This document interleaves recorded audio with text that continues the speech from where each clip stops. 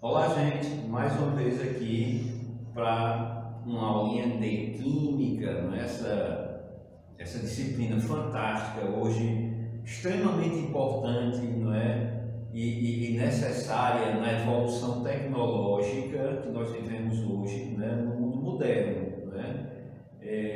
As ciências naturais, assim como a física e a química, claro, todas elas amparadas pela ferramenta matemática, são, né, protagonistas, né, gente, de tudo isso que nós vivenciamos, inclusive o que nós estamos fazendo agora, gravando aulas, né, tanto de assuntos químicos envolvidos nisso, físicos e matemáticos, né, levaríamos um dia todo a falar e a explicar cada detalhe desse, mas isso vai ser visto lentamente, série a série, né? E vocês entenderão tudo isso posteriormente, né? Bem, gente, nós começamos na última aula a falar sobre a evolução do conhecimento do átomo, né? Até o que se conhece dele atualmente, né? Não nos detemos ainda a falar sobre a composição dele atualmente, nós vamos chegar a isso nos próximos capítulos, mas é interessante, como eu tinha dito na aula passada, que nós precisamos entender como é a evolução do conhecimento dentro desse assunto que nós estamos falando, né? As coisas não surgem assim de hora para outra, né? Elas são um misto de um conhecimento de outro, não é? Você contesta, você aceita, e a coisa vem evoluindo assim ao longo do tempo, historicamente falando, né? E nós vimos quando foi que surgiram essas primeiras ideias, não é? Já na Grécia Antiga, o berço do conhecimento, não é? E essa coisa veio evoluindo, né? E veio para a Europa, não é? Com Dalton, com Thomson, não é? O Rutherford, que foi um dos últimos que se aproximou mais da ideia atual. Mas eu tinha proposto para vocês umas questões aqui da página 82 do livro de vocês. Vamos resolver, né, gente? Porque é assim que a gente entende melhor como é que, teoricamente, isso se apresenta. Pois bem, gente, aqui na página 82, onde tem atividades, a questão 2 diz o seguinte: analise as afirmativas a seguir. Toda matéria é formada por partículas indivisíveis, indestrutíveis, denominadas átomos. Segunda afirmação: átomos de um mesmo elemento podem apresentar diferentes quantidades de elétrons. Terceira afirmação: átomos de elementos distintos diferem quanto ao número de elétrons. 4. Nas transformações químicas ocorrem rearranjos de átomos. Considerando apenas o modelo atômico de Dalton, quais ou qual afirmativo ou afirmativas ou são compatível ou compatíveis com ele? Quais são os pressupostos desse modelo? Olha, gente, se você observar a primeira afirmação, toda matéria é formada por partículas indivisíveis. Indivisíveis, elas não eram divisíveis, era como se fosse uma partícula mínima única. E indestrutíveis, denominadas de átomos. Dalton afirmou isso. Então, essa primeira afirmação está correta, certo? Então, na segunda questão, a afirmação 1 está correta. Se você observar a 4, ou a quarta afirmação, nas transformações químicas ocorrem rearranjos de átomos. O Dalton também afirmou isso. Por quê? Inclusive, essa afirmação se apresenta assim bem atual, porque quando você vai observar uma reação química, você sabe que a quantidade de átomos que existe nos reagentes são os mesmos que nós teremos após a reação, ou seja, na formação do produto. existe a mesma quantidade de átomos, quando eles eram reagentes isolados. Ou seja, a afirmação não é correta, não é? Há apenas uma reorganização desses átomos, ok? Portanto, a segunda questão, gente, nós temos como afirmações corretas que foram realmente observadas por Dalton, a afirmação 1 e a afirmação 2, ok? Terceira questão, a representação a seguir mostra a combustão do carbono. Então, se você observar, você tem uma esfera maior, não é? Que é do carbono, somada a duas esferas menores, cada uma átomo de oxigênio. Vem a setinha indicando uma reação e aí observe que houve uma reorganização, ou seja, o carbono, por uma situação qualquer que nós veremos por que isso ocorreu, não é? Nós veremos nos próximos capítulos, não é? Nós vamos aprender como é que esse rearranjamento ocorre. Por que isso ocorre em outros momentos, em outras condições não ocorre? Nós iremos aprender isso com bastante clareza, viu? Então observem que antes da setinha, os reagentes, você tem um átomo de carbono e 2 de oxigênio. E depois da reação, houve um reagrupamento. Eles ficaram unidos dessa forma. Percebam que ainda continuam a ter 2 átomos de oxigênio e 1 de carbono, indicando que o número de átomos dos reagentes é o mesmo após a reação. Confirma-se isso visualmente, né?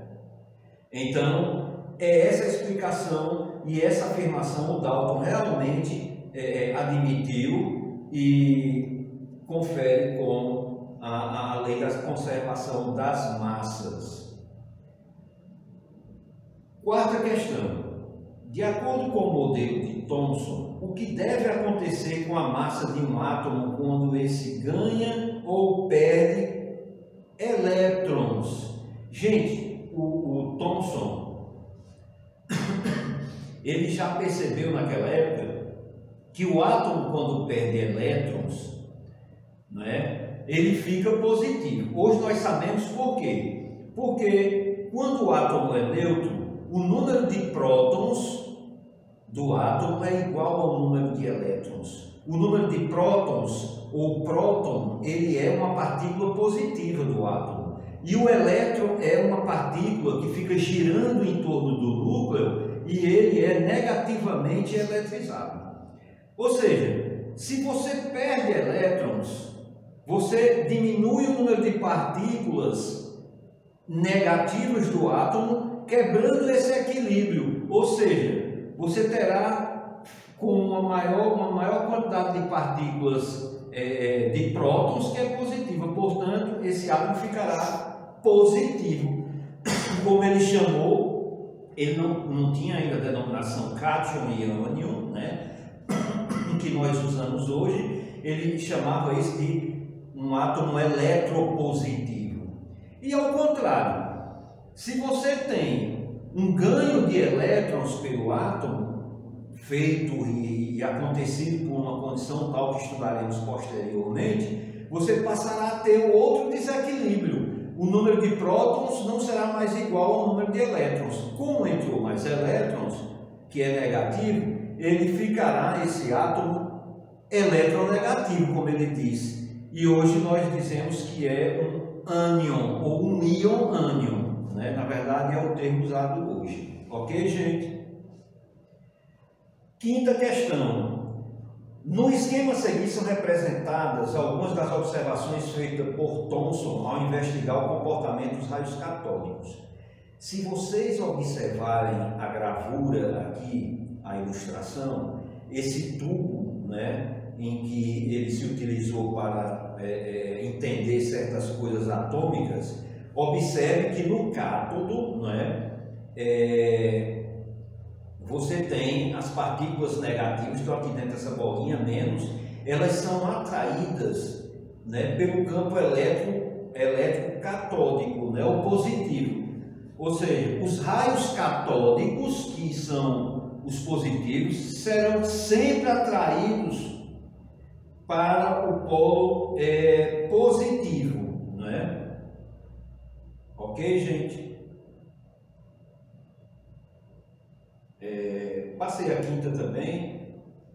Bem, eu vou para fechar a página aqui, a sexta questão, né? As representações a seguir são dos sistemas inicial e final da combustão do acetileno, uma das substâncias mais utilizadas nas indústrias. Né? E você vê aí uma organização no primeiro retângulo, né?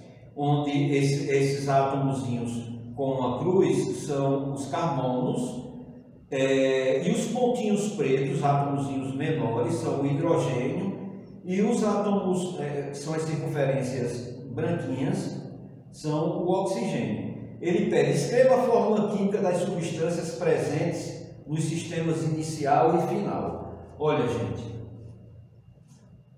carbono 2, ou seja, 2 átomos de carbono, certo? Com 2 átomos de hidrogênio. Veja que os carbonos, que são com as cruzinhas, estão ligados com átomos pretinhos de hidrogênio. E observe que para cada 2 carbonos, ó, 2 bolinhas com as cruzes estão ligadas a 2 átomos de hidrogênio. Confere exatamente aqui como no primeiro retângulo, não é? Falta só 0, na verdade é O de oxigênio, não é? Que tem 1, 2, 3, 4, 5 pares de O2, formados com 2 átomos de oxigênio. Acontece a reação para a formação do acetileno e você passa a ter um reagrupamento desses átomos, ou seja, CO2, não é, gente? Mais H2O, famosa água, né? Famosa molécula da água. Se vocês observarem, gente, ó, há sempre uma quantidade de átomos iguais. Se você for observar essa expressão, essa fórmula química, de acordo com o retângulo aqui, que vocês observem e comparem isso quando estiverem se corrigindo, ok? Gente, quando nós voltarmos à próxima aula, falaremos do último modelo que antecede o de hoje, né? Onde ele se aproxima mais, né? Foi idealizado principalmente pelo Rutherford, né? E isso inclusive está na página 83. Eu explicarei melhor para que posteriormente nós passemos a conhecer o átomo atual, ok, gente?